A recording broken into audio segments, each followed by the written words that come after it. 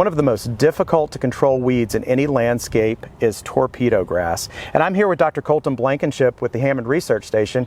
He's the horticulture weed scientist to tell us a little bit more about this. So it kind of looks like maybe Bermuda grass on steroids, but how do you exactly know that you're identifying torpedograss? So one of the biggest characteristics about torpedograss is it kind of has this distinctive bluish gray color to it. So that's one of the big things to look for. The other is that it's very stiff. So if you feel the stems, if you feel the leaves, they're going to be very stiff. Okay. The other thing is it's probably going to be completely taking over an area. So you're very unlikely to find just a small amount of torpedograss. It's probably going to be in a very large population. Very obvious. So this is actually where it gets its name. So it's named torpedograss because these rhizomes are kind of torpedo shaped.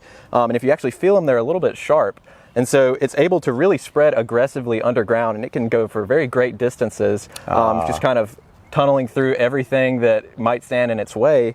And the thing about it is if you cut these fragments up, they're going to regenerate into brand new plants, right? So that's one of the biggest things we want to avoid when it comes to trying to prevent this from spreading. We don't want to be moving soil that's contaminated with fragments of these rhizomes around because that's going to establish new populations of this torpedograss. So that would apply to tilling as well. So if you're tilling up a new landscape bed, you've got to make sure you remove this first because you're just spreading it. That's exactly right. So breaking it up, fragmenting it, that's only going to make the problem worse. So control methods. Are there any simple things we can do to actually control this weed? Unfortunately, it is really challenging to control. So a lot of the herbicides we have available, especially in landscape beds, they may suppress it, but it's going to be challenging to really eliminate it, especially with just one application. In a lawn setting, there are some different herbicides available to suppress it, but it really depends on your turfgrass species. So you really got to check those labels.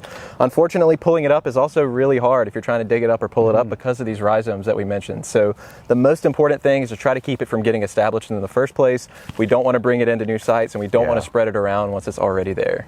Okay, well those are great tips because I know this is a real challenge in landscape beds. So thank you very much.